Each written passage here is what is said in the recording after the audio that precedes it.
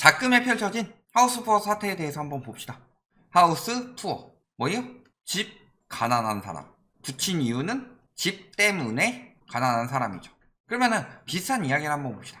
카 푸어란 말이 있죠. 차 때문에 가난한 사람. 왜 가난해요? 어떤 사람들을 카 푸어라고 불러요? 차 할부금 때문에 정상적인 소비가 안 되는 사람들을 카 푸어라고 부르죠. 그럼 하우스 푸어도 뭐예요? 집 할부금 때문에 정상적인 소비가 안 되는 사람들. 그러니까 이미 영끌족들은 하우스 푸어예요. 영끌족이라는 것 자체가 뭐예요? 기본 생활비 빼고 다 집에 때려 박은 사람이죠. 그런데 문제는 뭐예요? 내 노후를 대비해야 되는 퇴직금도 끌고 와서 거기다 때려 박고, 그 다음에 금리는 언제까지나 저금리가 유지될 거라고 생각하고 내 생활비 100만원 나가면 딱 100만원 외에는 나머지 지출은 다 집에다 때려 박게 한 사람들. 이 사람들이 영끌이죠.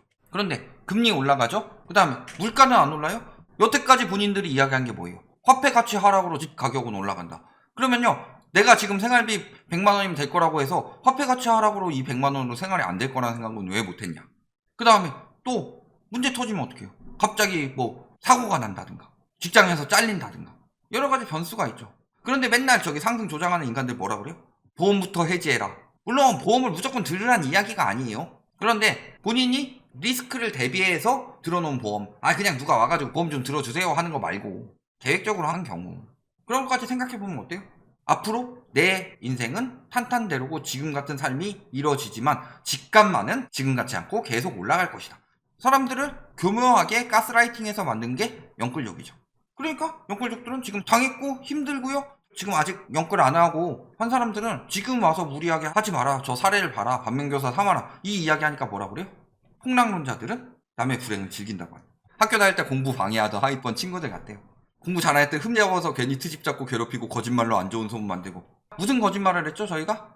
물론 그 이야기 했죠. 코로나로 인해서 돈을 저 정도로 풀 정도로 위기면은 집값이 떨어질 수 있다. 근데 그게 반대로 역으로 일어났죠.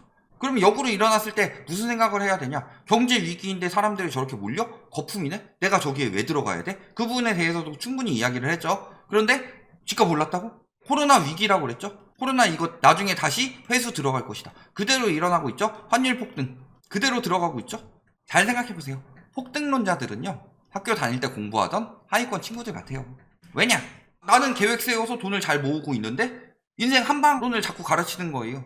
지금 공부해가지고 내가 어느 정도 수익 올려서 주식에는 어느 정도 하고 뭐 채권에 어느 정도 하고 그래가지고 부동산은 나중에 내가 돈 어느 정도 모였을 때 안정적으로 사고 빚의 리스크도 생각하고 경제 변화도 생각하고 공부해가면서 하고 있는데 와가지고 지금 한방 넣어라, 너 평생 집 못 산다 라고 말하고 방해하고 착실하게 살던 사람들 방해한 게 누구냐? 공부 못하던 하위권 친구들이 영끌한 거예요. 니들 말에 따르면. 방해한 거요? 누가 방해하고 있어요? 안정적인 삶을 살고 있던 사람들 다 하우스 푸어로 만든 인간들이 누군데? 평생 부정적 이야기. 왜 부정적 이야기라고 하냐? 공부 잘하는 사람들은 리스크에 대해서 대비를 굉장히 많이 합니다. 그래서 오답노트를 만들죠. 근데 공부 못하는 인간들은 오답노트를 안 만들어요. 내가 공부한 데서 나오겠지. 근데 공부 잘하는 사람들은 어떻게 해요? 오답노트를 만들죠. 이런 데서 문제가 나오는 리스크가 있지 않을까? 그런 사람들이 100점 맞고 만점 받는 거고요. 나는 무조건 잘 맞을 거야. 화폐 가치 하락이라는 거 내가 배웠어. 요거 시험 범위에 나올 거야. 이런 인간들이 공부 못하는 전형적인 인간들이죠. 왜? 아는 사람들 아시겠지만 전 강사도 해봤어요. 수학 강사였어요. 수학이 그게 극단적으로 갈리는 과목이죠. 명제 어렵다 이러면서 아예 버리고 하는 학생들이 있어요. 그 학생들이 점수가 잘 나오느냐? 아무리 잘해도 100점은 못 받죠. 근데 공부 잘하는 사람들 그 리스크까지 다 대비해서 영재도 공부하고 확률도 공부하고 활용도 공부하고 함수도 공부하고 미적분도 공부하고 다 해가지고 하는 거예요. 그러면 어느 쪽이 공부 잘하는 인간이냐? 그리고 이제 와서 영끌도 당한 사람이다. 그만 좀 합시다. 떨어진다 재밌으십니까? 저희는 늘 말씀드렸어요. 영끌 하지 말라고 방송했던 거예요. 저희가 언제부터 방송했어요? 2019년부터 방송했죠. 2019년부터 2021년이 무슨 시기였냐? 집값이 2015년부터 2018년까지 오를 때 누가 많이 샀어요? 저 때는 다주택자들이 많이 샀어요. 근데 이 시기에 누가 많이 샀어요? 영끌 2030. 영끌 당하지 말라고 방송했어요. 재미있냐고 물어봐요 지금? 하지 말아라. 염산 만지지 말아라. 염산 만지면 살이 녹는다. 가서 염산 만졌어요. 염산 만지지 말라 했잖아. 염산 만져가지고 내가 손이 이렇게 된 거 재밌냐? 이런 식으로 말하고 있는데, 그러니까 방송을 안 본 인간들이라는 게 티가 난다. 그리고 잘 생각해 봅시다. 니들은 조롱해도 돼요? 니들은 여태까지 조롱했잖아. 무주택 댓글러들 열폭한다. 또 오를 테니 기다려라. 분위기 좋다. 무주택 벼락거지들 폭락이 분들도 예를 들어서 내가 막 이거 지금 잘못됐다. 똑바로 해라 라고 비판했더니 와가지고 막 나를 나쁜 놈 막 만들어 놓고서 막 그렇게 왕따 시켜놓고 그랬다가 이제 제가 하는 말이 맞아요? 그러면 그 중에서 100분의 1이라도 조금이라도 이야기하면 안 돼요? 너네가 막 무주택 폭락이니 뭐 이야기한 거에 비하면 저는 아주 굉장히 정중하게 이야기를 하고 있는데 좀 하면 안 돼요? 니들이 저랬는데? 제가 모든 영끌족들 욕했어요? 욕하는 영끌족들은 저런 인간들 욕하고 있죠. 남들 조롱하지 않고 너무 그 심리에 넘어가서 그런 영끌족들은 제가 뭐라고 그랬느냐? 안타깝다 라고 이야기했어요. 근데 저런 인간들은 욕 먹어도 싸지. 벼락거지 얼마나 조롱했어요. 그때 금리 5%에서 7%인데 안 떨어졌다, 폭등했다, 폭락충들. 뭐라 그래? 이런 직장 상사는 무조건 벼락거지다. 장인 돌아가셨는데 전화로 갈군 남편 직장 상사. 무슨 의미가 있죠? 부하 직원을 모욕하고 괴롭히는 인간은 일 바깥의 삶이 몹시 필요하고 치사해서 벼락거지다. 저거 무슨 논리예요? 모든 남자들은 잠재적 가해자이고 모든 여자들은 페미니스트라서 만나면 안 된다. 일단 극단자들 논리 아니에요? 그런 인간들이 일부러 사회 분열을 유도해가지고 정치적으로 이용해 먹고 있고 벼락거지라고 조롱했던 인간들 보면 다 뭐다? 이용해 먹으려고 사회 분열 조장하는 쓰레기라 부르기도 아까운 매국노들. 벼락거지가 늘어나고 있다. 언론이 여기서 또 호응하죠. 아싸 좋은 단어 찾았다. 언론까지 이 지으기를 하고 있는데 근데 과거 하우스푸어 언제? 2014년 무슨 생각을 하냐? 하우스푸어 아니라고. 금리 7, 8%일 때도 집값이 올랐다고. 근데 요거 보세요. 2012년에는 26.9%가 2013년에는 29.1%가 DSR이 20%이고 하우스푸어 체감 가구이다. 집값이 10억이라서 무조건 거품이 아니에요. 강남 20억 30억 가는 거 거품이라고 무조건 말하지 않아요. 강남 20억 30억 가는데 그게 거품이 아니려면 버는 돈이 그만큼 따라줘야 되죠. 그래서 최저 시급이 10만원 20만원 뭐 이 정도 되는데 강남이 20억 30억이면은 거품이라고 말할 수 없죠. 그런데 최저 시급은 그냥 그 꼴이고 우리나라 국민 중에 대다수는 최저 시급에 가까운 돈을 받고 있고 그런데 집값이 저렇게 거품이 생긴다는 거 저거는 잘못된 것이다 라고 이야기하는 게 어떻게 부정적이냐. 그거는 니들이 듣기에 니들 집값 떨어진다고 하니까 부정적이라고 느끼는 건데 그럼 무조건 집값은 올라야 돼요? 핵심은 뭐예요? 그때 7% 8%대라도 DSR은 20, 30%밖에 안 됐으니까 버틴 거고 이때는 더 떨어졌죠 금리. 떨어졌는데도 DSR이 20%대라는 거는 그때 금리 올랐을 때 많아봐야 30%대라는 거예요. 근데 지금 어때요? 주담대 보유자의 DSR은 47.6%다. 주담대 보유자 중에서 하우스푸어라고 체감하는 사람이 아니라 주담대 보유자 DSR은 47.6%. 이게 작년 말 기준. 금리 본격적으로 오르기 전 기준. 그런데 이딴 소리가 통해요? 실제 이자가? 25%면 못 버티는 수준이에요? 저축을 25% 이상 하니까 실제 이자 25%못 버텨요? 왜? 이자는 나간 돈이에요. 저축은 모이는 돈이고. 근데 저축으로 모이는 돈인데 저게 집값이 올라간다고 생각하면 이자 25% 버틸 수도 있겠죠. 근데 집값이 떨어진다고 생각하면 버틸 수 있어요? 그러니까 무조건 오른다는 걸 가정하에 저런 식으로 주장하고 있는 거죠. 그래서 지금 보면 어때요?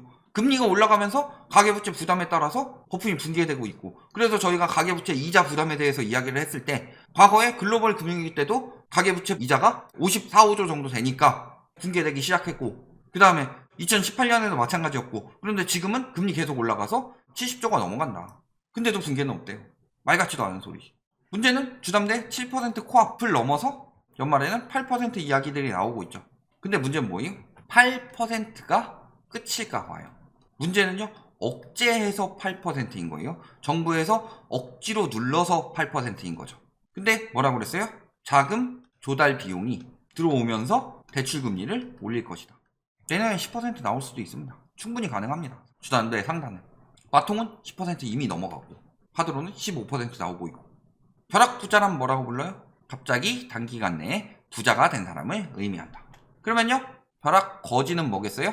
여태까지 벼락거지를 무슨 용어로 썼다? 상대적 박탈감. 집값이 이렇게 올라가는데 나는 그대로 멈춰있기 때문에 상대적으로 거지가 됐다. 누가 그런 단어에 벼락거지란 말을 쓰냐? 진짜 벼락거지는 뭐예요? 갑자기 단기간 내에 거지가 된 사람을 말한다. 누구겠어요? 20년? 21년? 무리하게? 영끌 내 집 마련 또는 투기 한 인간들이 진짜 벼락거지 되고 있다 지금. 누가 벼락거지였어요? 그러니까 여기 와서 막 비난질 하고 있죠. 말도 안 되는 소리가 있어. 논리가 통했으면 오지 않는다. 책임져주지 않고 지들은 구독자 늘려 돈 벌면 끝 아니냐. 폭등론 주장해서 구독자 늘리고 폭락론 주장해서 조회수 구독자 늘리고 그러면 여기 폭등론자한테도 가서 똑같이 달아라. 폭등론자 유명한 유튜버 봤는데 유튜버들 내가 맨날 모니터링 하고 있는데 저 댓글 다는 거 한 번도 못 봤는데 왜 우리한테만 와서 달아요? 왜 여기야만 비난질이야? 영상 보지 않고 오랜만에 댓글 남깁니다. 더 피해자가 생기지 않도록.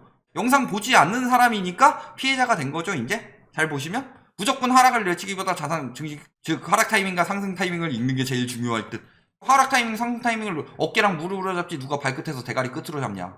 정신 나간 인간아. 그리고 어깨는 이미 넘어섰어요. 그때 이야기한 거고. 올림픽 선수촌 말도 안 되죠? 요거 아직도 속는 사람들 있어요? 그 다음에 불쌍한 사람들 모여있네. 아직도 이 짓거리 하고 있죠? 집 가지고 있냐? 집 때문에 위안을 삼는데.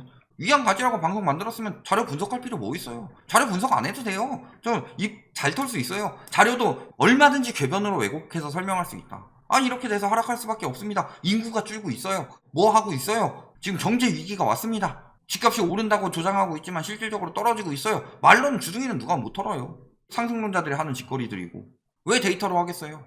언제 오르는지 이야기해봐라. 정상화된 뒤에 최소 4, 5년 정도는 걸릴 거고. 그때 가서 상황에 따라서 분석한다. 경제라는 건 시장이 언제 변할지 모르는 건데.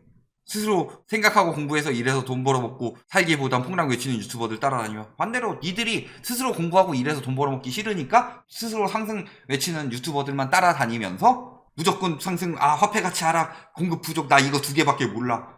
라라 형처럼 못쏠로 머리 빠져서 40 넘을 때까지 존버만이 답인가요? 인신공격 들어오죠? 못쏠이라는 이야기는 안 했는데 여자친구 없다고 이야기했지?